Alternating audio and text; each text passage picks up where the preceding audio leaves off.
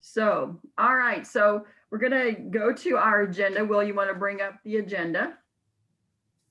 And so all of you can see it. And also too, down at the bottom, I think all of us are pros now with Zoom, but there is a chat box down at the bottom of your screen that, feel free to chat, type your comments if you have questions for our presenters as we go along, or thoughts or something you want to share with the group. Feel free to use that chat box. We'll try to watch it for us, and we'll refer to it after each presentation to see if there are any questions out there. I think our leader, Steve Denny, is going to also at the end probably ask for some takeaways from today's meeting. So kind of keep that top of mind, take a few notes about the value that you're receiving from our presenters today. So with that, I'm going to start at the top of our agenda. Well, second item on there is our marketing spotlight. And with that, I'm going to turn it over to our presenter, the beautiful Karen Fox. Well, we're going to talk about who owns it. What is meant by proprietary information? And it's any valuable commercial information that provides a business with an advantage over competitors who do not have that information.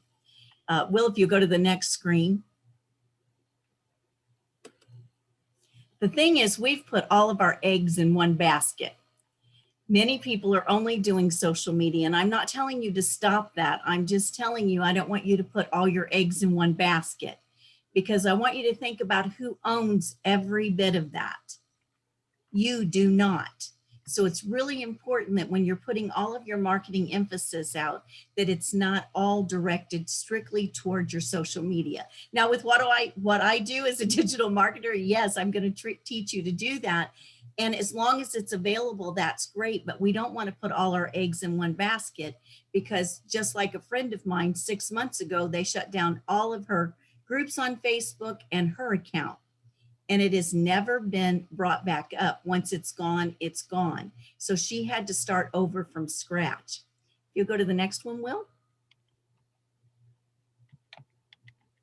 Okay, the place I want to really talk about is building your email list. Tom talks about it. We've all heard it for a long time.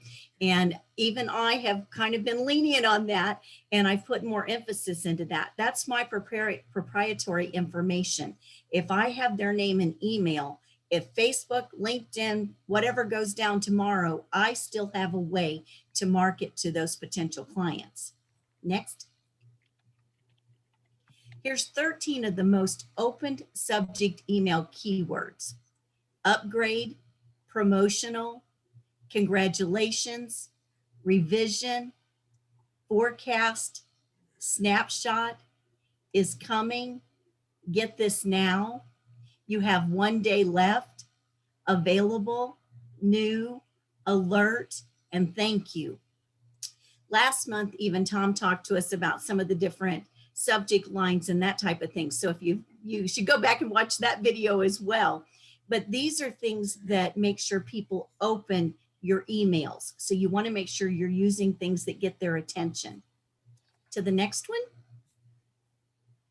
Texting. Again, that's another area that you own that. If you have been given the right to text someone, you own that opportunity to use their phone number and text them. So that's, again, another way of marketing that you own, they don't.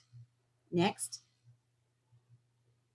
A headline analyzer that I like to use is aminstitute.com. Now this one gives you the opinions and what they think of as far as emotional, because particularly if you're talking to women, you really need to hit the emotion, or you're probably not going to get them to open that email, or you're not going to get them to read that blog post or that comment. So using this little headline analyzer has been a little blessing in my field here. So next. On your blog, you own that. We love it when you go read our blogs on E4E, because there's a lot of information there, but we also have it on YouTube for you. But that blog is your personal content. You own that. But we'll talk about it in a minute about the website, but you own that blog content. So again, If they go away on the social media tomorrow, you still have all of your content that you've put into that blog, and using that to build your marketing repertoire so people can find you, so they find you online. Let's go to the next one, Will, because we're going to talk about the website. You own that website. It's yours. You've got the domain. And again, make sure you own that domain and not someone else. But the website is a perfect place for you to build your marketing platform, so you can continue to put your videos on there, your blogs on there, share posts from there. Use that, because that again is your proprietary information. You own that. Someone else doesn't own that for you. And next, Will. So I ask you to build your proprietary property. Take advantage of your competitive edge. Own your marketing and make sure that you're keeping track of all of it that you can own personally, and using the other areas as long as they're available. That's your marketing for today.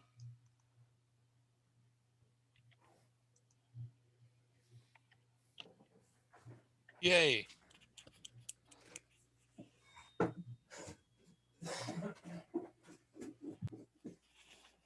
All right, Glenda, we need you to unmute. There we go. Really? Have you seen those t-shirts that say you're on mute? Okay, thank you, Karen.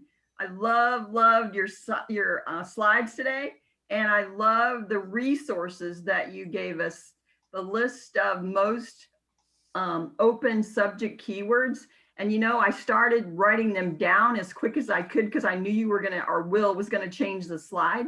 But then I remembered that we record our meetings, that the E4E community has their own YouTube channel. And I don't have to really take a lot of notes during the presentations, because I can go back and visit there and view our presentations once again. So great resources that you shared with us, Karen. Great job. Glenda, you can always do a screenshot too. Are you kidding me? You know what my technical abilities are. There's a button on the keyboard. It's so simple. Even I can do it. Richard, that's a beautiful tip, but like I said, technology, makes me want to run for the door, but I'm sure others could benefit from your tip, but that is an excellent tip. Thank you. All right, moving along in our agenda. Our first presenter today to talk in the category of our run showcase, because we have 3 categories of presentations, tips and ideas, thoughts and suggestions on how to run your business. So our presenter today is Andy Magnus. So Andy, with that, I'm going to turn it over to you. Thank you, Glenda. And let me see if I can get my screen to share here. Look at you. We're good. Okay, do you see my slides? Because I'm not Yep. seeing them. We are. Okay, I'll just assume that they're there and you tell me if they're not. Okay. So good morning, I'm Andy Magnus. Looks like my cat has just joined us in time for the presentation. I'm a CPA, profitability advisor, speaker, author, and humorist.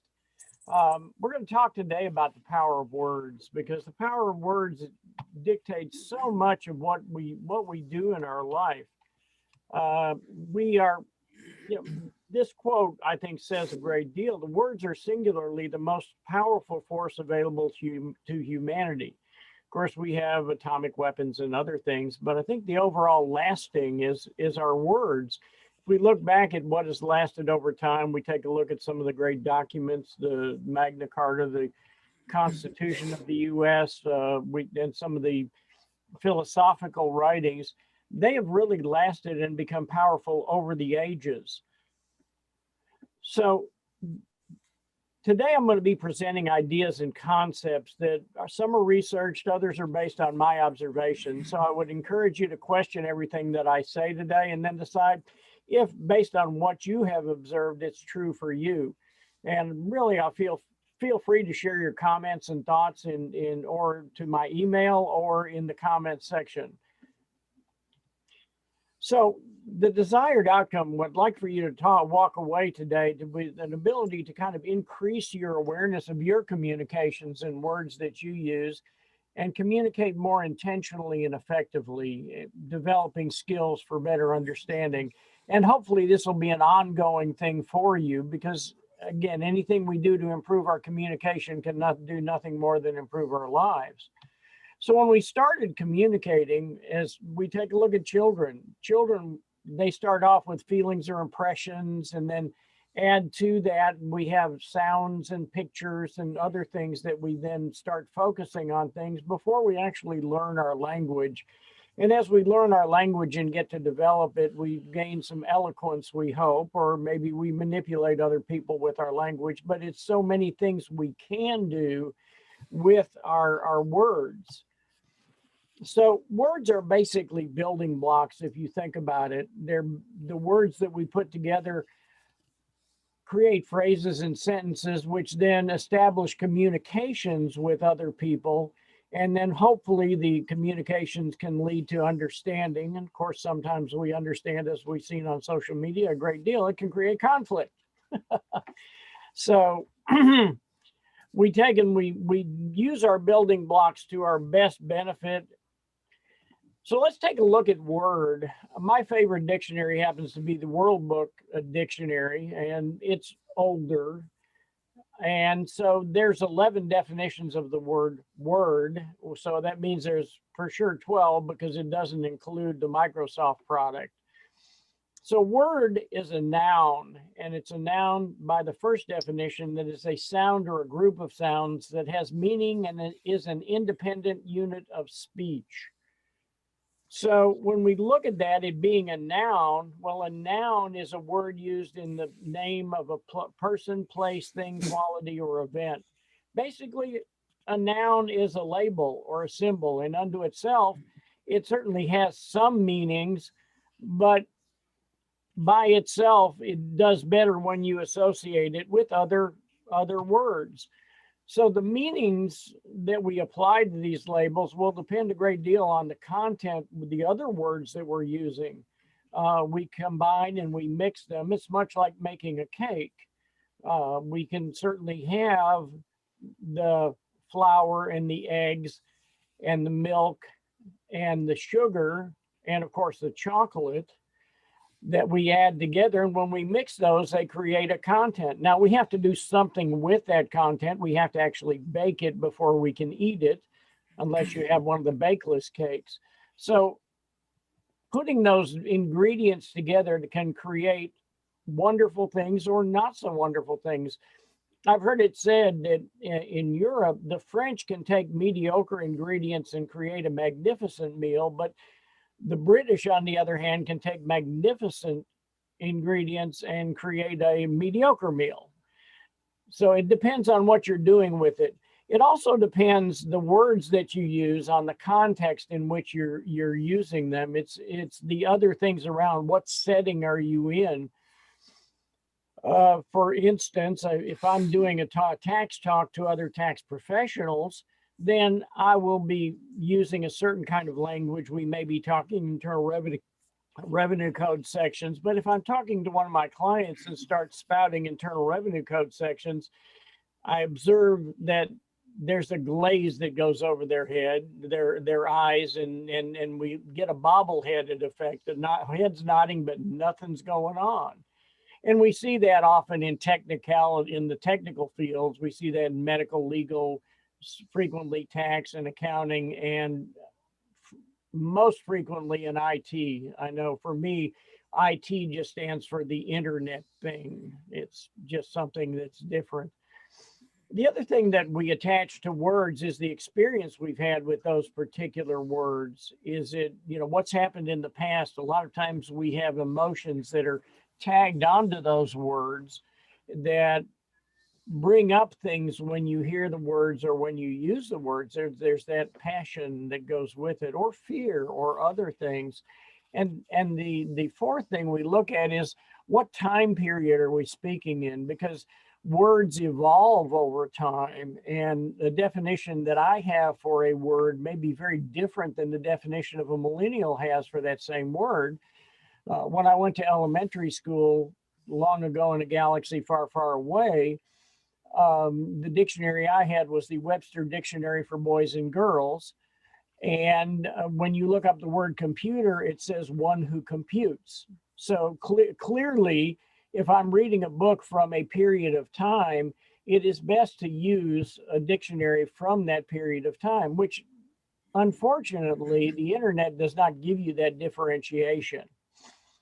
So when we have these words and we put them together, we create ideas and with meanings and with phrases and sentences. And it's important that you understand the meanings of the words that you're using. So if we look at words, how often have we been reading and we just come to a word, and we were taught, at least I was, that you try and look at the context and figure out what the word is. Well, that's not always accurate, shall we say, because again, we're making the assumption that we know what that topic is about or the subject is about. There's a phenomenon when you're studying that is the phenomenon of the misunderstood word. When you're reading something, have you ever gotten to the bottom of the page and you say, I have no idea what's on that page. I think we've all experienced that. And so when you look at that, there's a studying of the study technology. If you go back to the last time you connected to that material and look just before it, you'll find that there's a misunderstood word. And if you'll go in and look at all the definitions of that word and clear it and use it in sentences, you'll have a better grasp of what that word really means. And you'll find frequently that that material just all of a sudden pops back for you because it's just cleared that word for you. Same thing happens in speaking. Have you ever been talking to somebody and all of a sudden they glaze over? Chances are they have a misunderstood word also on something you've said. Again, I see that in the tax arena because that gets very technical. So when you're choosing your words, you also have to look at who your audience is. Like I say, the tax professional versus the client. What's their level of education? What's their background? Where are they from? There's a big difference between the King's English or the Queen's English, as the case may be, and the colonies. Likewise, if you go to different parts of the country, there's certainly a difference in the words that they use. When you're trying to order a carbonated drink, it could be a soda, it could be pop, it could be a Coke. You order a Coke and they ask what kind, in some areas of the country, or a soft drink. Of course, if you order a Coke in New York, no telling what you'll get, but that's a whole nother story.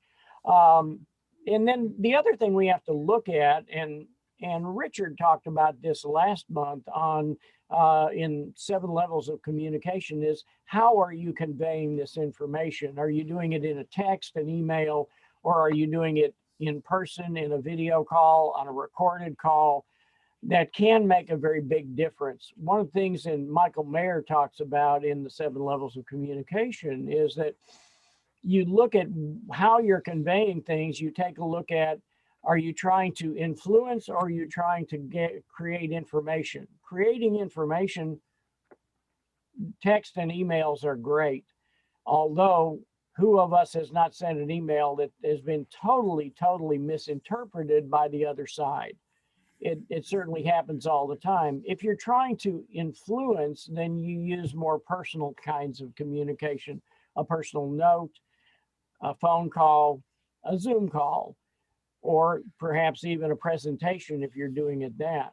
And Karen, in her presentation last month, talked about the words are really such a small part of what we communicate. So there's hand gestures, there's tone, there's tempo, the other things that add so much meaning to words that the written word cannot convey. So again, choosing those words will be all important to who you're talking to and where you're talking to them. So when we create phrases, we hopefully create communication, and all of our communication is two-terminal, which means there's somebody initiating and somebody receiving, and frequently it goes back and forth. And this is true on all our communications. And our idea is for the other person to duplicate exactly what we're saying. As I mentioned, frequently that takes a little bit of work when you're working from different places. And this is also true when you're talking with yourself. Self-talk creates a great deal in the quality of our life. So when we're communicating, we want to communicate not only content, but what is our intent? We've all been in networking situations where we're talking to somebody and it's definitely a one-way communication coming at you. But our idea, if we're trying to get content and connection and communication going, we want some effects and we want some outcomes. And of course, words are only a part of it.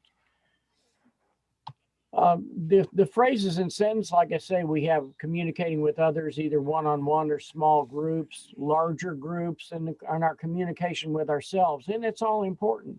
Think about what you say to yourself, whether it's consciously or not. Oh, I saw, I had a meal over at this restaurant and it's to die for. What are you telling yourself?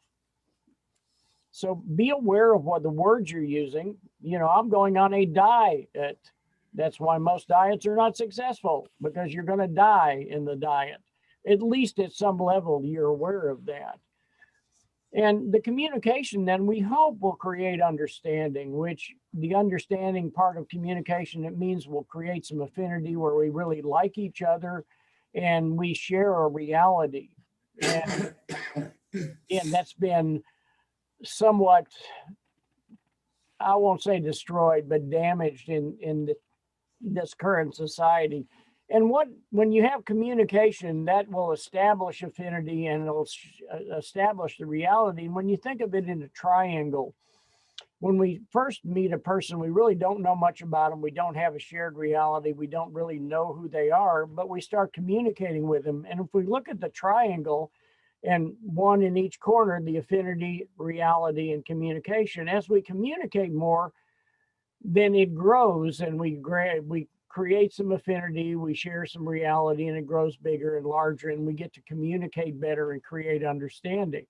Likewise, if we've had damage to a relationship, one of the corners, if you look at it, one of the corners has been damaged and it brings the size of that understanding down.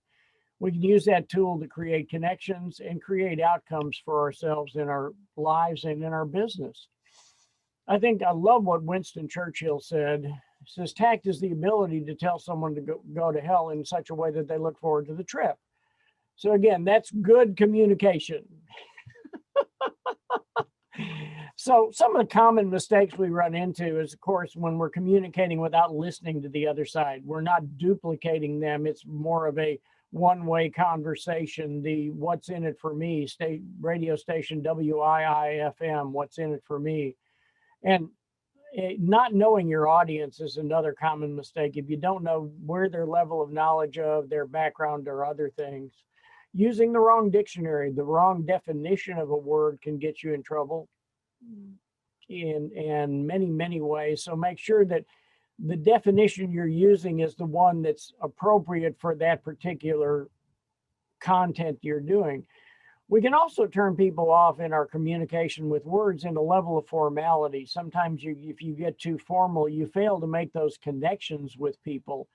We've talked to people like that who use big words and they try and impress us, and in reality, they put us off. And of course, there's trigger words that we may or may not know that people have, that you can say a word and it immediately throws them into a tizzy or anger or something. So just be aware of that and acknowledge it when that happens. And then, of course, using the wrong medium to communicate the kind of information you want, trying to influence somebody with an email rather than calling them but just giving information.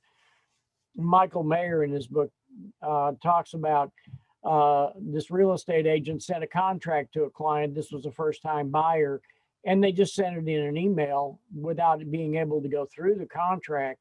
And they ended up backing out of the contract because, again, they needed some hand-holding. It's important to use the right medium at the right time. And one more thing that's a common mistake that many people fall into, I tend to not, but we'll quote Groucho Marx here: if you're not having fun, you're doing something wrong. So Actually, I prefer to say it, if you're having fun, you're doing something right. There's different perspectives on that. And one of the ways that I personally enjoy using words is using puns. And I would invite you to go to Facebook, and I have a page called The Punch Line. And by all means, ask to be invited. It's the artful use of the language for grown-ups, for those of you who grown at wordplay. And I'd be more than happy to invite you. My email is at the top and bottom there. So if we change our words, we can change our world. And hopefully you'll gain some things to be aware of. You'll be intentional about the words you use and the impact you're having on people, and know the definitions of the words you're using. It may surprise you how often we have definitions incorrect. So here's another quote from the learned Rabbi Yehuda Berg. He says, words have energy and power with the ability to help, to heal, to hinder, to hurt, to harm, to humiliate, and to humble. Words have the ability to do those things, and that gives it a great deal of power. So I want to thank you for investing your time today and coming. Certainly, if you have any questions, Will, is there anything in the question box? I've been focusing on the presentation, but is there anything that we need to address? Or if you have any comments or observations, please, by all means, this is the time. Andy, I don't see anything in there as of yet. I'll just say this, excellent presentation, Andy, on the power of words. You know, you kind of gave me a grammar refresher with your definitions. And so I really enjoyed that. And, you know, I sort of had an experience and really actually felt the power of words, because when you said the word tax codes, you know, I have to be honest and say I sort of checked out. But hey, Andy, when you said chocolate, I was all in. I'm like, what is he talking about chocolate? Thank you, Glenda. Yeah, Andy, I agree. It was very, very well done. One of the things that has helped me over the years, and I first started doing it when I started my business and started selling, but after a call, I would replay the conversation in my mind, and I'd pay particular attention to the times when, as you said, the eyes glazed over and I lost their interest, and I would play with the language then to see how I might present what I was saying in a different way that might be more attractive. And I also paid attention to the times when I garnered their interest, because I wanted to retain those. And one of the things I found as part of that process is that eventually it spilled over into all my communications. And it helped me become more precise in my language, which then helped me achieve all the benefits that you're telling us that words can provide to us. So thank you. Andy, I'll jump in here also. That is, first of all, I absolutely echo Dale's comments. I think the presentation was terrific. And I want to say, or pass along 2 points. One is, and I write a lot of stuff, and it's in opinions, it's in letters, it's in arguments, it's in recommendations, it's in analysis, all that, lots and lots and lots of words. And so what I do with every single document, whether it's a letter or whether it's a recommendation, and many times even emails, is I read it over to myself as if I were reading it out loud, because I want to see how it particularly, and I see some heads nodding here, particularly how it hangs together, how it goes from one concept to the next concept to the next concept, so that there's some connection. And I find I can hear that best if I read it aloud. And if it reads aloud well, then it's probably because in the person's mind, in the recipient's mind, it's going to be sounding. So that's one thing. The other thing is, I've been doing some reading lately about the effectiveness of what's called distanced self-talk. And distanced self-talk is talking to yourself in the second or third person, and talking to yourself as if you were talking about yourself, or talking to yourself as if you were another person. And what I find, this was in the context of analysis, problem solving, diagnosis, figuring out a knotty problem. And what I've found is that if I address myself as if I'm telling a story, you know, Higley did this, or Higley did this, or what he forgot was this, or what he got right was this. It's been a very useful technique for me for not only diagnosis of problems, but also for motivation. I'll tell you, Bill, what you bring up a very good point. I know when I'm in taking notes in a seminar, a lot of times they'll say you this, you that, you the other. And when I write it down, I always write it as though I own it in the first person, like I, me, we, to be able to take ownership of that information in a way that is very different than saying it's out there, it doesn't apply to me, but it is applied to me. You know, if we even take that in the terms of the 10 Commandments, you know, thou shalt do no murder. I will not murder anyone. That's a very different statement than thou shalt not murder. So taking ownership of the material is also, again, words in the way we use them, and it's very important, and how we use that. Thank you, Bill. That was great. And Dale also, excellent. Anyone else have anything they want to add, or? Well, all right then, Will, I'll turn it back over to you. How do I unshare at this point, or have you done that already? Yep, you're good. All right. Thanks for noticing. Nice job, Andy. Good discussion about the power of words, but you know, not a whole lot of discussion in there for chocolate. I didn't hear chocolate again, so I was a little disappointed, but I digress. That's a powerful word. Chocolate underlies everything, Glenda. Awesome. All right. Following our agenda, next up is our very own Will Hankey, and he's going to do his business app approved. I'm not good at saying that, but I love the coin on the phrases. So Will, I'm going to turn it over to you now. All right. Sounds like fun. Let me, It will be, I'm sure. yeah, all right. Let's do this and this and this. How's that?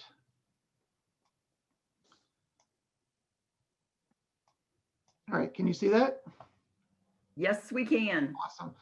All right, well, thank you, everybody. As you know, this is the business approved section, which we do each quarter, usually around apps that you can use, usually for your business. Last month or last quarter, we did holiday approved. So did some holiday stuff. This month or this particular quarter, I'm thinking all around educational apps, things that you can use to educate yourself, improve your business acumen, things like that. And one of these we've already talked about a bit today in a roundabout way, and that is Audible. If you are not using Audible, you're missing out on a great way to read books on the go, when you're walking, when you're jogging, when you're cycling is what I do. But whatever it is that you're doing, or just hanging around and enjoying a beautiful winter day in Missouri, good opportunity to listen to some books. They have a free 30-day trial, $15 a month after that. That is 1 credit a month. The way that I use my credits is if I find a book that I really want to read, if it's more than $14.95, then I'll go ahead and use my credit. If it's less than $14.95, I'll just buy the book and save my credit for something else. You can save your credits for up to a year, I believe 12 months. So you can let them stack up. And I have used Audible as a gift to some of my team members. So you can buy them a 6-month or a 1-year membership, if you will, to that system. And it's a great way to encourage loyalty and just educate your team as well. There are some great books out there. Some of those were mentioned earlier today. Lots of different things that you can learn about your business, about growing, about yourself, about ways to get more revenue. Pretty much anything that you can find or that you think of, you can look for. Obviously not just business related. They have mystery, they have history, they have arts and entertainment, all kinds of things that you can find out there. So pretty much any book nowadays, within a month of it coming out in paperback, they usually end up launching an Audible version of that book as well. They also have what they call the Plus catalog, which is a bunch of additional books that are free because you're an Audible user. So these books do not go towards your one a month credits. You can just read these books. You can download them, read them, listen to them, I should say. And there are some great additional pieces of information out there that don't cost you really anything. As you probably know, that's at audible.com is the way to get started with that. Next is one that we've started using at our business. You've probably heard of Udemy. Skillshare would be kind of a competitor, I guess you could say, of Udemy.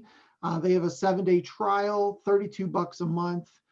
But if you buy a year at a time, it's like half price, $168 a year. Unlimited classes in pretty much anything that you want to learn.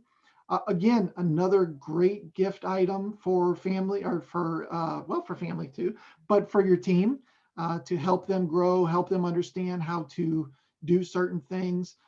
For me, Amber has an access to this, and I make her every Friday afternoon take time off to specifically work on Skillshare stuff. So it's a great investment for your team. They also do have team options.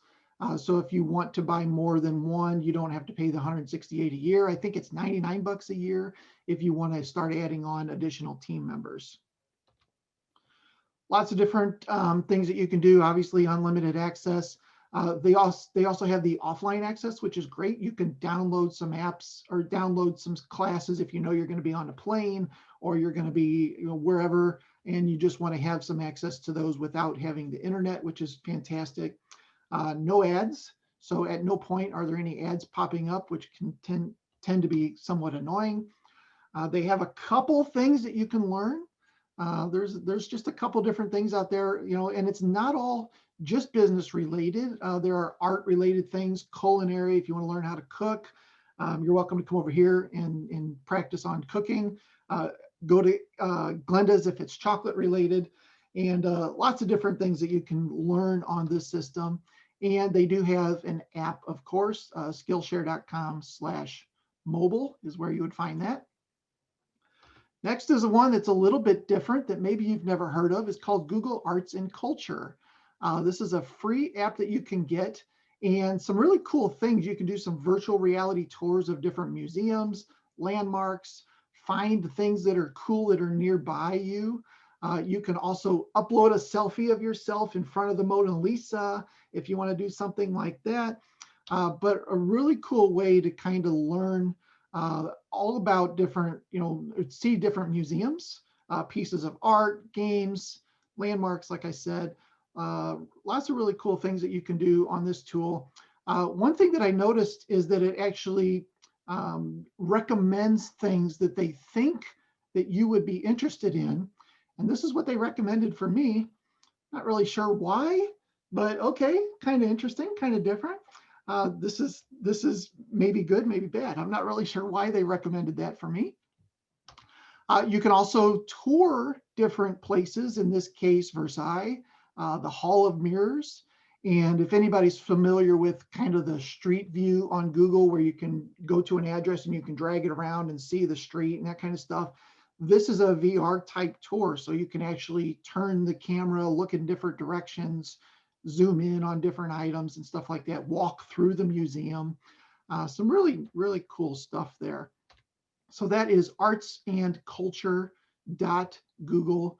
loom.com. And here's some stuff on cats. I think this is probably for Andy, right? Next is a tool called Loom. I don't know if you're familiar with Loom, but Loom is a big part of my day now. This is a free screen recording system. Lets you actually record what's on your screen, and you can make these short little snippets. We use it a lot for how-tos, but we also use it for our clients when we want to create something like a report that we want to share to the client. Or if they email and say, hey, we're not sure how to do this particular thing. If it's something that you're doing inside some software or something like that, you can create a quick Loom video and then just send them a link to the video. They can watch you doing it. We use this a lot for the how-tos because we get a lot of the same questions. How do I do this? So we just make a video and then we can just send that video back to that person at any time. Loom does have a pro version, which is pretty cool as well. It lets you add on team members, so then everybody can create videos that they need to share back and forth. They give you a little personal library. You can build folders. You can keep everything kind of documented in different areas if you need to. But a lot of really cool things you can do with Loom, and that is loom.com. This one also has a Chrome extension. So there's a button that you can actually just add to Chrome, and you can just hit the record button, start making your video immediately, hit stop, and it's done. Pretty cool little thing that you can do. And I don't know if it has a screenshot. Here's one. This woman that's talking on the screen, you can see that she circled something on the screen. It also puts you in the bottom, typically bottom left corner with your video. If you have your video on, you can turn your video off and just do a screen capture type thing as well. But it does make it a little bit more personal. If you are replying to somebody with a really short video about something they're asking about, they seem to love that. The last one is one called Hipster CEO. And I didn't change the top right, but that's okay. Hipster CEO is a startup simulation. So I know that you have plenty of time on your hands to be able to do something like this. 99 cents is what it will cost you. And here's kind of an explanation of it. You get to prove you're the next Mark Zuckerberg by growing your business from a tiny dorm room to a global tech powerhouse. And of course, it's only if you feel like it, right? But you get to do some cool stuff. You can get investors. You can, start to grow your company from there. And there are some educational things to this, right? You're kind of learning how that whole system works as well, even though I'm just kind of being funny about it. You can have some different real world situations that happens. Robert Kennedy is unhappy with their current contract. Your site's been hacked, different things like that. Of course, that hits your finances. Obviously the end result here is to build a business bigger and stronger, gives you some cool little stats. And this is the 3.35 million in the bank. I don't know how accurate this is for most of us, but that would be fantastic if it were true. And obviously the idea is to get acquired and sell your business for imaginary money, right? So Hipster CEO is where you can find out more about that. I'd probably put your money into something like, or your time into something like Skillshare instead. But if you want to be a Hipster CEO, you can do it. That's it. Thank you. Hope everybody has a fantastic day. Is there any questions of anything I went over? Andy, on the Loom screen recording, is that the kind of model where the free version will get you a minute of recording time or 2 minutes, and then if you want the pay version, you can get unlimited time, similar to software like Debut, for example, which is an NCH Yes. offering? Yes, obviously the free version is limited to, I don't know what the time limit is, and some other things. The great thing about the pro version, it's not expensive, but it also lets you add in team members and build folders, things like that, that can really help kind of start to organize everything. And then, of course, it includes the audio if it's a video presentation or something like that. Yes, for our how-to videos, I'll shoot them in Loom, then I'll download those, and then I'll upload those to my YouTube channel as Yep. well. Yeah. The thing Well- the thing I really love about Loom is that it tells you when somebody watches it. So if you record it and you send them the link, then when they watch it, you get a notification that somebody watched it. That may answer one of my questions. Well, this is Les, and one of my clients is a CEO who does a monthly video update, anywhere from 5 to 10 minutes long, and he uses Microsoft Stream. I guess does a recording on that. What are some possible advantages of using Loom over Microsoft Stream? I'm not familiar with Microsoft Stream, so I don't know exactly what it does. Okay, So I can't really talk to it. To Tabitha's point, I think the great thing from a sales side is that if you make a video, a sales related video on Loom, send that to a potential client. When they open that, you're alerted that they opened and watched that video, and that's a great time to pick up the phone and call them and ask them what they thought about it. I'm sure that a Microsoft product probably is pretty comparable to that. So Okay. I can answer that. I've got some experience in Microsoft and in Loom. So Microsoft Stream is really just like a platform for housing the videos. And you can control security and all of those sorts of things. And so it's really like an enterprise solution. Loom is going to be a web-based solution. You can still make it public or private, right? But then you just get the URL and you email the URL out. So a lot of times when we use Stream, we have people have access issues if they're outside of the company, where when we use Loom, we don't. great. The other thing is that Loom has some very simple editing functionality. So if you want to cut off just the beginning or just the end, you can. That's all part of the free version. If you pay the subscription, it's $10 a month, and then you can change. You can write a description. People can put comments. You can add call to action buttons. So if you wanted to do a video and then you wanted to take them someplace else, you can add a little call to action button. So there's a minimum of 25 videos that you can store in your library on the free version, which is still totally adequate for most companies. Sure. But then if you want some of that extra stuff, we use it to do LinkedIn intros. So when we want to connect with somebody, we'll actually do a little recording and say, hey, Les, met you at this thing. Here's why I'm wanting to connect with you on LinkedIn. Here's a little call to action to contact me or to use my free busy link if you want to get connected or get on my calendar. So we use the paid version and we like it. We do use Stream for housing bigger videos, but it's really for more within your organization or your enterprise. Wow, what a resource you are, Tabitha. Thank you so much. Absolutely. Thanks, Tabitha. In fact, Tabitha, I'd like to follow up with you. Would you put your email address in the chat box? Yeah, we'll do. Thanks. There was a comment from Kara saying you can actually call and ask for a silver membership on Audible, which is a credit every other month, which is pretty cool. You can also trade books in for credits within a year. You can also start to listen/read to a book, and if you decide you don't like it, you can basically get that credit back, which is pretty cool.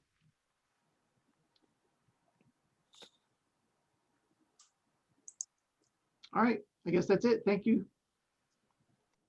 Thanks, Will. Your presentation quarterly on this topic is always gold. There are so many apps out there. I really appreciate you doing the heavy lifting and really letting us each quarter see ones that really will, serve us well as business owners. So thank you very much. I also like the dialogue that it sparked, your conversation, Tabitha chiming in the questions. So that's always good too. More value as part of this meeting as people engage with us. So I appreciate that. So without further ado, following our agenda, our next showcase is tips and ideas and suggestions on how to live. We are in E4E, we are, concerned always about growing our business, a successful business, but also we understand the idea, the value of living a quality life. And so without further ado, I'm going to bring up our E4E partner, John Ayers. So John, I'm going to turn it over to you.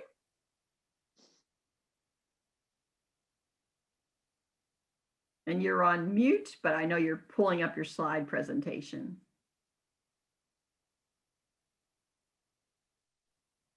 Unmute, can you hear me? Yes. Okay, I hit share and then I Yep. think I'm going to bring this up. Do you see it? I see it. Good job. Okay, good.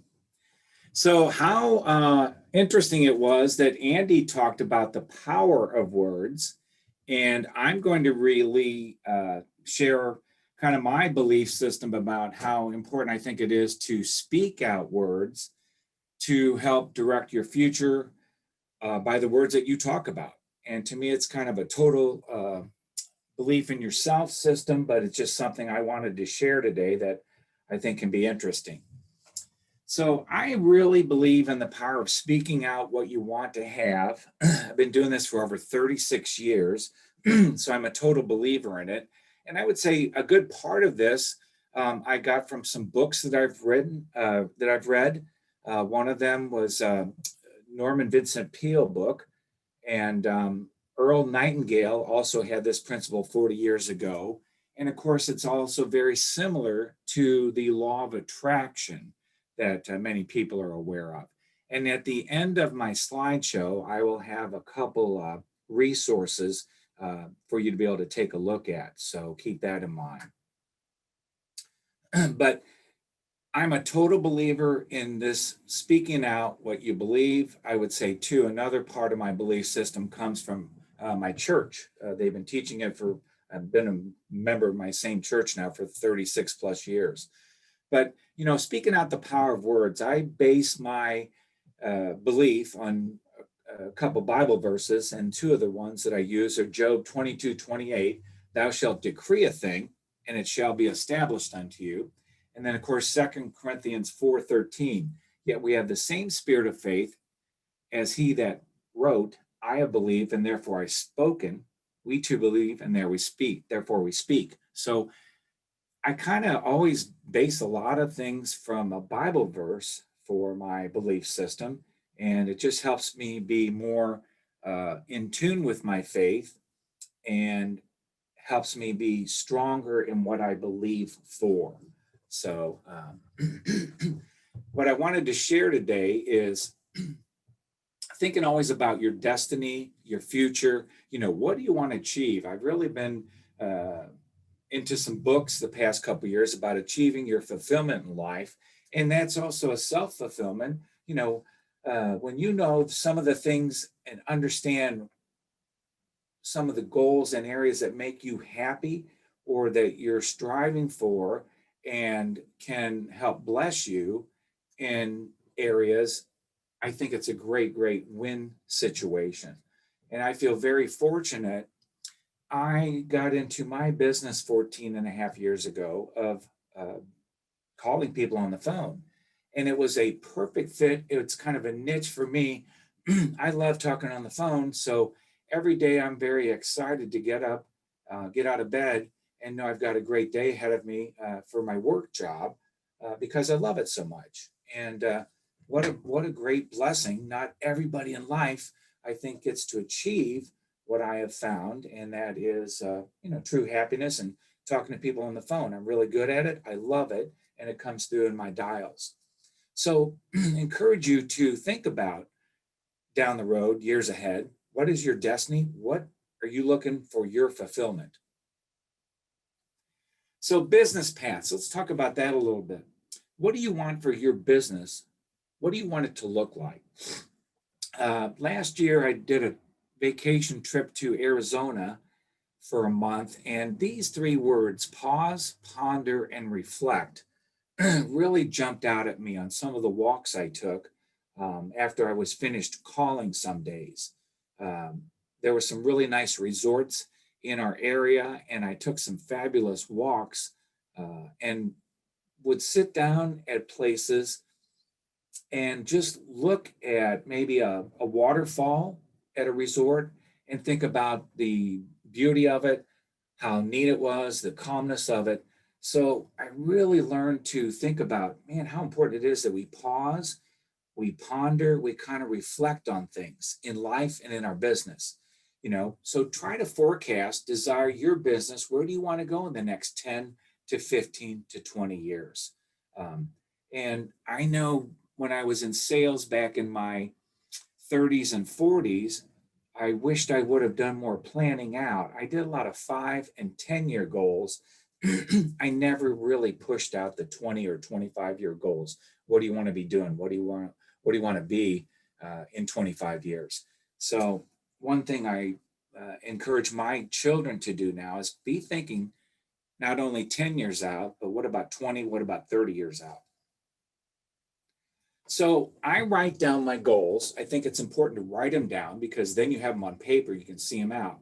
The other aspect I do is speak them out aloud every day. So I have note cards with my goals, and generally I speak them about 3 times a day.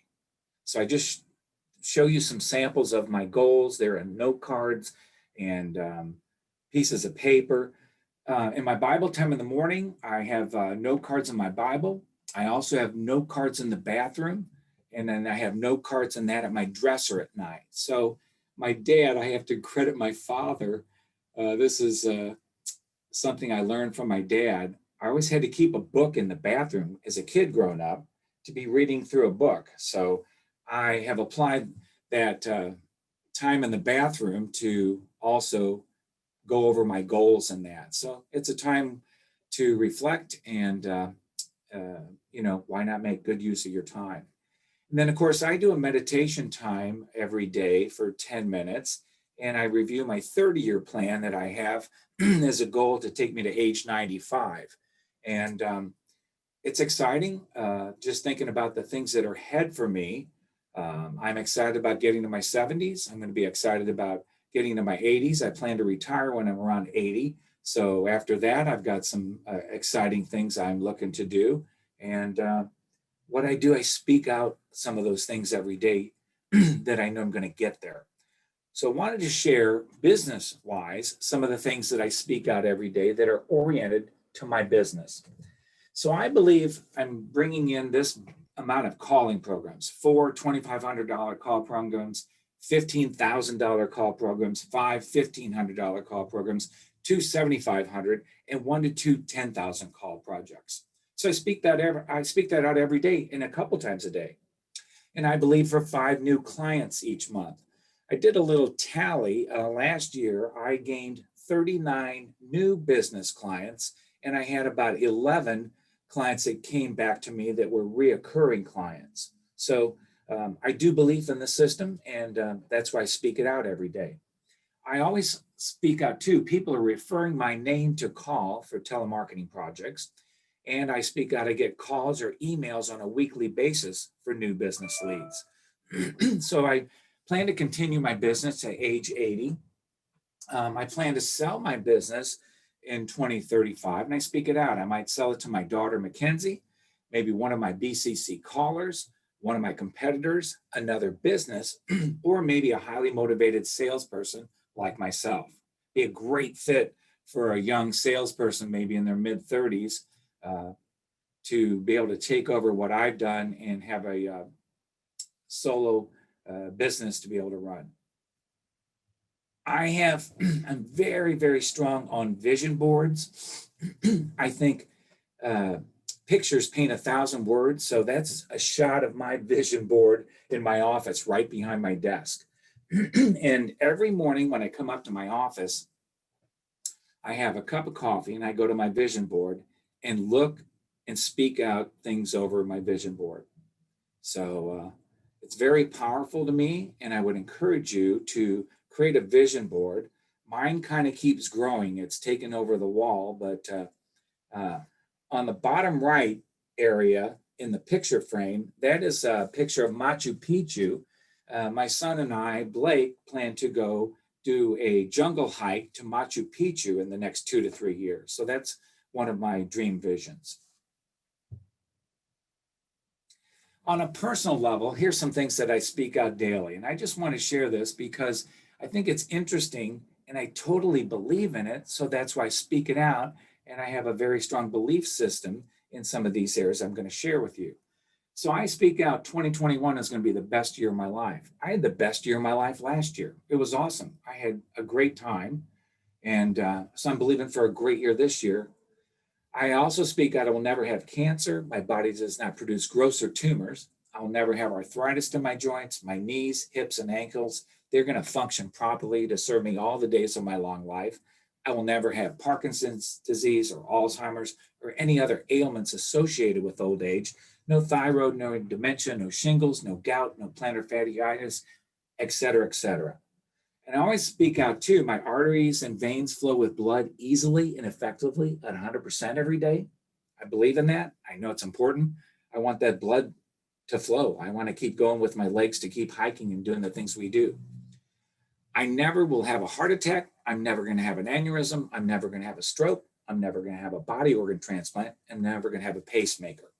So just giving you ideas of where my thinking is on my health. So I want to encourage you, get out of your safe zone, start living maybe in the faith zone, and envision possibilities for your destiny.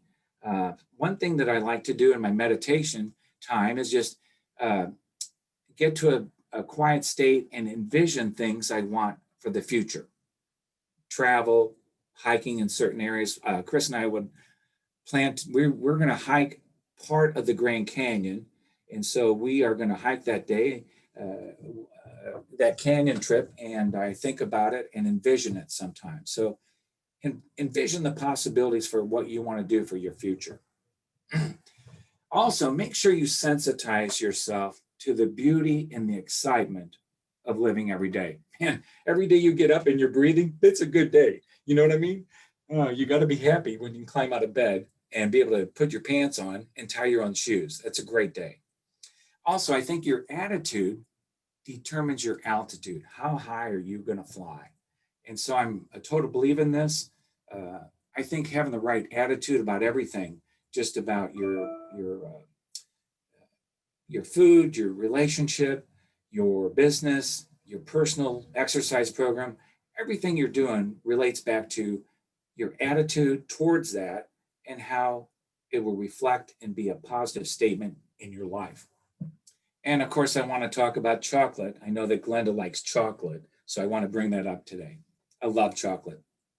So as an ending piece, here are some people that I think are great models for us. Earl Nightingale was a great radio speaker, author, expert on human character. He is someone you might want to look at some of his stuff. And of course, Norman Vincent Peale. And my mother back in the 60s was really into Norman Vincent Peale. So I got drilled on a lot of his positive thinking. And there's a book he wrote called Dynamic Imaging, The Powerful Way to Change Your Life. I read that book every year, and it's a way of, and again, imaging what you want for your future. And of course, there's the law of attraction. And Google that. I encourage you to just take a look at some of the things there. But it uses the power of the mind to translate whatever is in your thoughts and help materialize them into reality. So that's my quick and short and brief presentation today. So a little food for thought there. John. Okay, I love you for so many reasons, not just because you mentioned chocolate, but you know what I love about you, and I'm privileged to have you in my mastermind group. So I know you are such an inspiration to me, and I love you today sharing your heart with us, and also your personal goals, your visions. We all benefited from that, and it was certainly an inspiration on this cold, wintry day to, you know, get our head right and, you know, focus on the things that are important to us in life. So I thank you for that. I truly do. Cool. You know, every one of you should personalize it to fit your individual life, but I was just sharing some of my aspects and some of the sentences and words and powerful statements that I speak out every day. Been doing it for many years. I totally believe in it. So I think it's going to get me to where I need to be. I have a question for you, John. You put your contact info up really quickly. Do you have a website or to see a summary of these ideas to just go to the YouTube recording of this. Yeah, I'll put in the chat my website. Okay, lovely. It was a great presentation. I was so inspired. Thanks. Yeah, thank you. What, just quickly, your Corinthians reference, what was the verse in Corinthians? Yeah, it's 2 Corinthians 4:13. Okay, thank you. John, if I can just say, you are such an inspiration and have been the entire time I've had the privilege to know you. I want to speak, and there was so much impactful there, but the vision boarding really hit me as something. This was a big wake-up call and a reminder I need to engage with that. And another takeaway was, I love your health affirmations.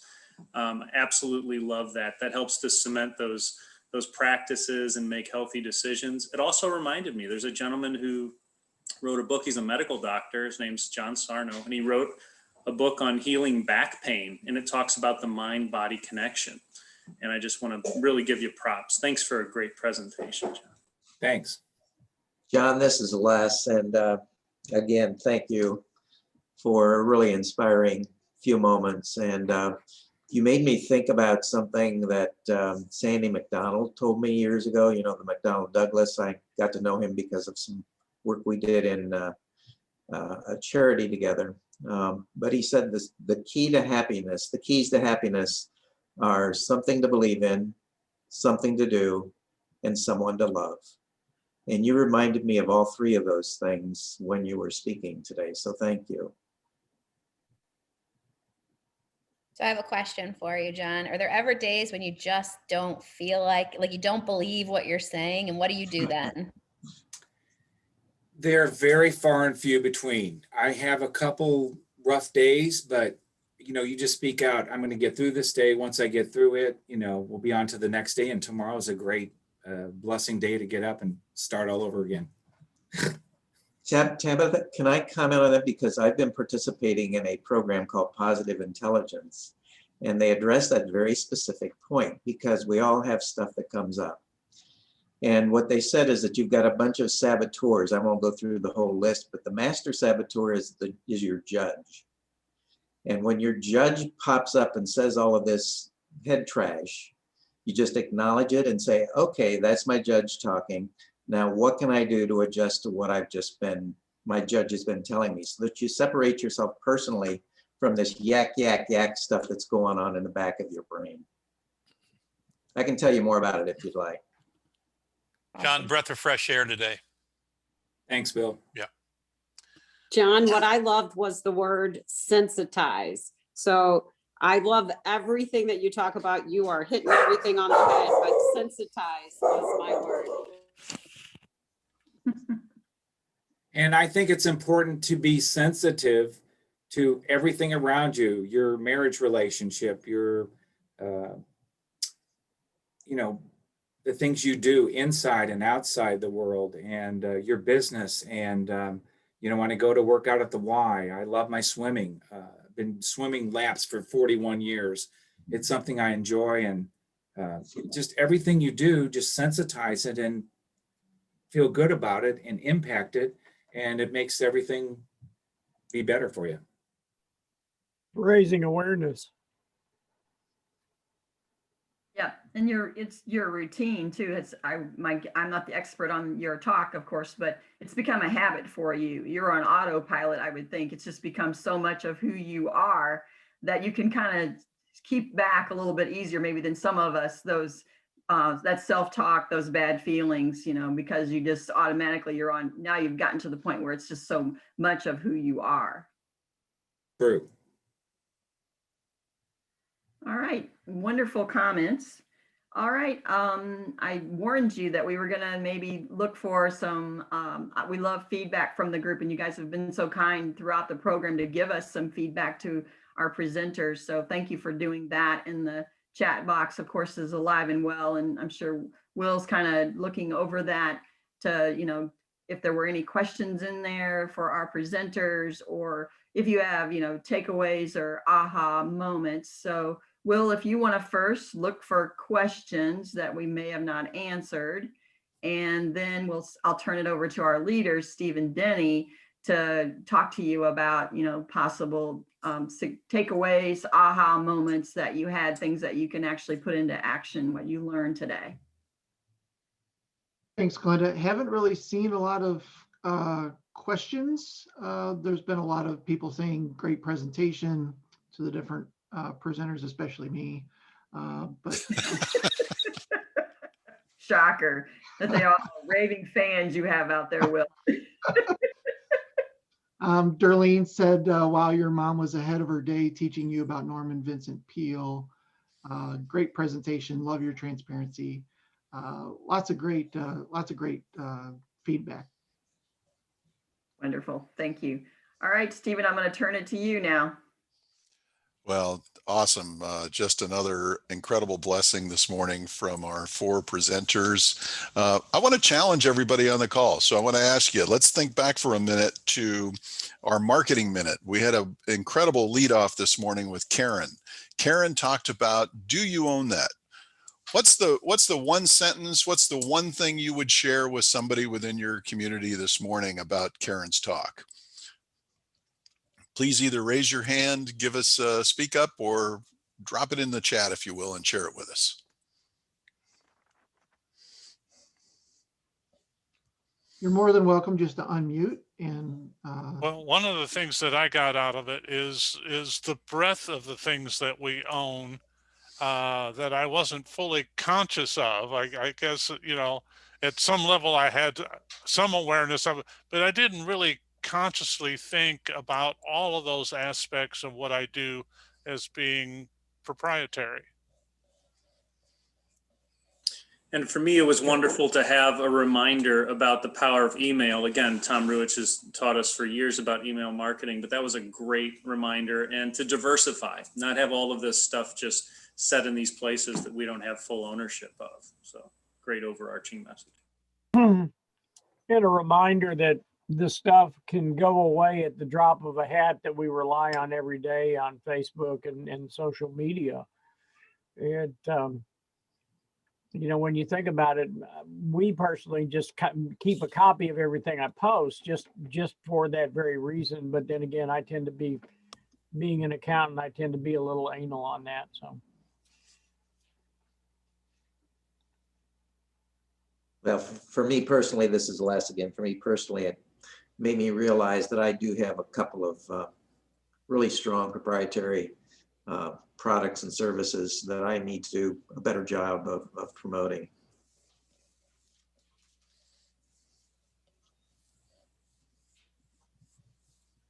Lots of comments in the chat, so I hope you guys have a chat window open and have an opportunity to look at that as well. Wonderful. Diversify your channels, right? Love the tip on the headline analyzer. I also want to call that out. And I think there's something that's fascinating, very fascinating trend through all of these this morning, and I'll come back to that. But yeah, that was incredibly useful, Karen. Thank you so much for sharing that. I love it when you have the whole theme of this today is the accountability and the responsibility of how you want to say it, who you want to say it to, and own what you're saying. So you're not just saying, well, everybody says that, so, that's the way it goes. Now, you own your own words and you communicate on your own terms. So, it was a very, very good day today. Thank you all. What a wonderful summary, Deb. That was awesome. Awesome. Andy led us into a discussion in our run feature on the power of words. What's a key concept you're taking away from that presentation? Who would jump out and share with us?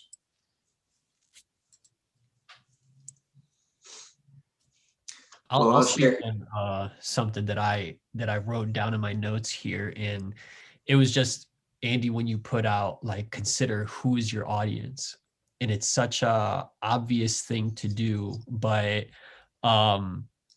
before going into a meeting, to actually take that moment and take that step back and really think about, wait, all right, wait, am I speaking with a financially competent person, or am I speaking with somebody that I have to speak in layman's terms, to, and things like that. It's, over the years you forget, these almost obvious things to do in your day to day. But yeah, that was powerful for me. There's a quote by Mark Twain that I love that you made me think of, Andy, is that the difference between the right word and the almost right word is the difference between lightning and a lightning bug. Yeah, I had a similar thought with Sendon there, in that for over 20 years, I've worked with high school kids in business programs, and since there's about 5 decades between us, in terms of, I've learned to filter the examples that I use to make sure that they're of an age that they could actually remember. So it is important to know your audience. That's funny, Dale. It makes me think of, I was talking with a young patient recently, and I said, driving like Mario Andretti. And she looked at me and said, who's that? Yeah. Yeah. I have something to share if you have a second. When you think about your audience, something that I learned or I believe in is that people will tell you who they are and what motivates them within the first 5 to 7 minutes of talking to them. So you can remember what motivates people by looking at your hand. There's the people that want to make sure that they're doing it right? Am I good or am I bad? There's the people that want to be number one. And if they're not number one, they're pointing the finger and the blame at other people. There's power and autonomy people. You can guess what that is about. There's relationship people. They're really motivated about like being in relationship with people. And then there's justice. So if you think of like pinky promises. So when he was talking about the power of words, I was really kind of going back to that and thinking about when I'm speaking with somebody or I'm trying to motivate them to do something, if I use words that align with their motivator, I'm probably going to be more likely to connect and to resonate with them. But I had not put that together with myself. And so the comment about the distant self-talk and the speaking out, like as soon as he said that, I kind of did it in my own brain. And I realized that my brain does not talk to me with my motivator. My brain talks to me very differently. So that was a really big aha for me. And so I wrote that down. So thank you for sharing that.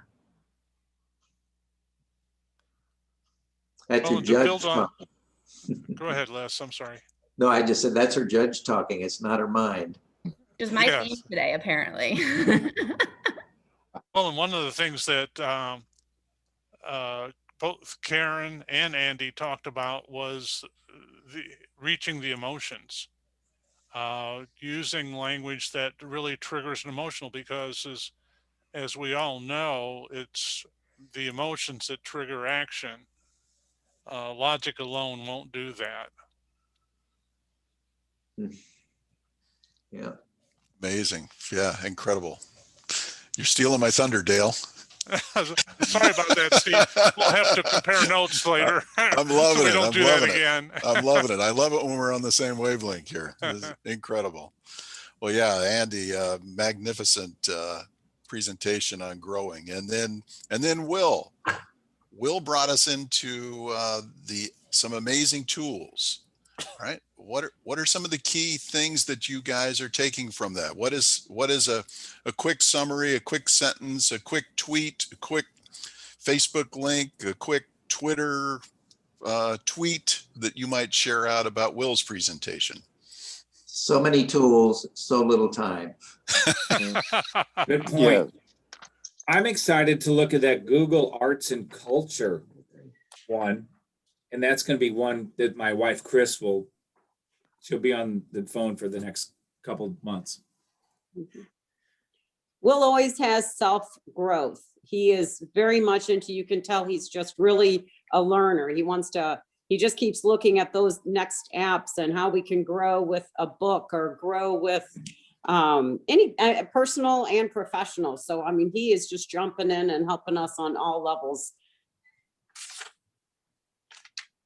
What I always like about Will's presentations is that they are so specific and they are so they virtually put the tool in your hand for you to take off and run with. You don't have to get up a learning curve right away to jump into those. Love the Audible. I've been using that for over 3 years now, and it's a great way to stay current with your reading and stuff like that. So it's awesome.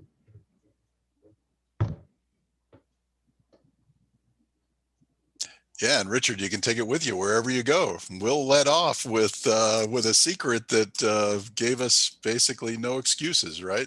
Let beautiful things speak into our lives every day, right? Yeah. Wherever we go. Absolutely. Phenomenal, phenomenal. And then John, what an amazing wrap up. Such a deep, deep sense of wisdom and guidance that you provided. Folks, give us a sentence or two there. What would you guys share about John's presentation this morning? Uplifting. Yeah, I think one of the keys is the repetition, the daily repetition, because as I think it was Glenda that mentioned, when you repeat something that frequently, what happens is it becomes your default way of thinking. You know, I'm not a neuroscientist, but what they tell us is that, you know, there are links, neural pathways that we create when we start to think a different way. And neural pathways, in my mind, are like muscles. The more they're used, the stronger they become, and the less they're used, the more they atrophy. So when you habitually remind your brain to think a certain way, then that new way of thinking becomes your default way of thinking, and the old way of thinking atrophies. And not that it doesn't exist at all, but it really just doesn't come to mind very readily. I'm impressed with John's passion for life. It's just you know, it's just inspiring. And by the way, Glenda, on repetition, that applies to chocolate too. You got that right, Andy. What I took from John's presentation was the power of the spoken word, spoken to yourself, spoken out loud. So it starts with thought, then progresses to word, and then to action. And that's what creation is. That's what creating something is, whether it's something that takes a while or right away. But the spoken word, spoken out loud, spoken 3 times a day, spoken to yourself, is, I think, it just a beautiful, beautiful, call it a strategy if you want, but it's a beautiful way to go about. Yeah, I got something to add about John's talk, is that, you know, to me, it spoke on the importance of working on your life and not, you know, in your life. You know, talk to Andy about this, but I'm, you know, the book that I'm reading is the E-Myth. And so, you know, I got to the section where it speaks like, yeah, before we get to the business stuff, let's talk about, you know, your life. Where are you at with that? And it's so like eye-opening. And you take a step back and you're like, is my life trajectory going where I want it to go? And a lot of the things that he talked about was the how. You know, I felt like, you know, I was taking notes like, okay, how am I going to go about doing this for myself? And so that was awesome. Thank you, John. Cool.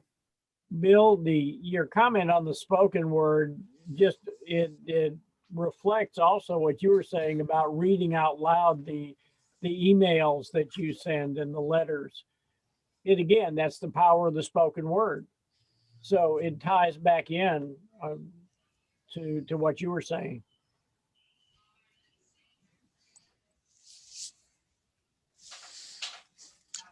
Absolutely amazing, John. Universal truths that you brought us. And here we are early in 2021, and we all had such a blessing from that reminder of the universal truth, right? Ask, seek, and knock. But you have to speak it out.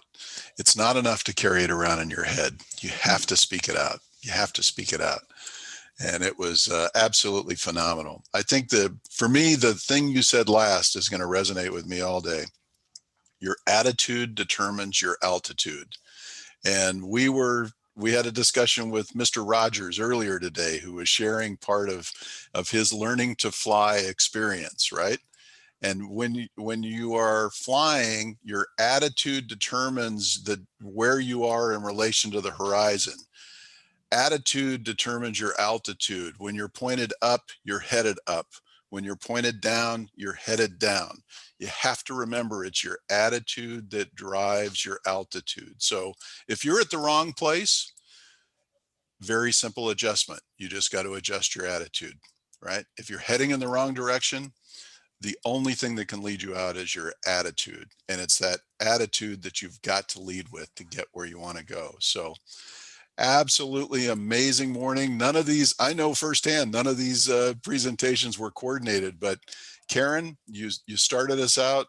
Yeah. Focus on emotions to get your message opened. You gave us an incredible tool. Emotions are at the heart of where we are as human beings, right? Andy talks about words are the building blocks of communication, and the development of language begins with sharing feelings and emotions. That's at the core, right? Will gave us some incredible tools where we can actually go and learn more about this and learn how to bring this and breathe life into this and bring this into our organizations. And then John, again, you brought us back into the universal truths of, we've got to not only be cognizant of, where we want to go. And I love the fact that you also focused us into the long term. It's easy to set a 1-year goal. It's harder to set a 3-year goal, even harder to set a 5-year goal. But imagine thinking about, reaching your destiny, your fulfillment in life, right? Thinking in terms of 10, 20, 30, 40 years into the future. I have so much admiration for you of thinking about, I'm going to work until I'm 80 and my goals are driving me to 95. I love it. Absolutely love it. I turned 60 and I am thinking about, I'm at the halfway point of my life. My goal is 120. There right? you go. So what am I going to do with the second half of my life? Right. So phenomenal session again this morning. This E3 is such a blessing. I think, we have a responsibility to share this. So one other quick tip I want to share for everybody. If you're familiar with the Zoom platform, this will not be new to you, but one option that you all have available to you is you can save the chat. And if you are simply in the chat, and if you click in the bottom box where it says more, it will give you an option to save the chat. So if you'd like to save some of these comments, some of these incredible resources that folks in our network have shared today, how to get Audible and be able to use some benefits there, how to get various people's contact information or other things. Click on that more button, click on save the chat, and you can save that information directly to your computer. As always, Will and his team do a phenomenal job of taking these videos and putting them all on our YouTube channel. So they're all going to be available for you up there as well. I strongly encourage you, if you haven't subscribed to that, please do take a minute, hit the subscribe button. It'll keep you informed of what's going on the channel. And we've got some really fascinating enhancements that are going to be happening with that in the near future as well. And I don't want to spoil the surprise, but I would encourage you to subscribe. And I think you'll get a blessing from that in the future as well. So another very, very fascinating day. Finally, I want to encourage you, come back again next month. We are going to have our own Ann Purnett giving us an amazing presentation next month, followed by a presentation in the Grow feature by myself. I'm honored to be a presenter with this group and looking forward to it. And then Mark Breimer is bringing us a topic, your mind controls your body. Mark, I can't wait for that. I think that's going to be very fascinating as well. So once again, next month, we've got a whole lot of information to share with you guys to help you live your best self, help you run your business more efficiently, more effectively every day, and help you grow your business more efficiently and more effectively every day. So pleased to be with you. And with that, Glenda, I'm going to turn the dais back over to you. Thanks, Stephen. Great overcap of our meeting today. I couldn't certainly add to anything that you said, and I absolutely love the banter, the conversation, the feedback that we got. It makes it a much more valuable and robust meeting. So thanks for all of you who are willing to unclick that, had the bravery to unclick that unmute button and speak your heart as to how you felt today about the value of our meeting. Dale, I think Stephen's already kind of given us an overview, but for next month, but did you have something more you wanted to, any other comments about the sneak peek for next month's agenda?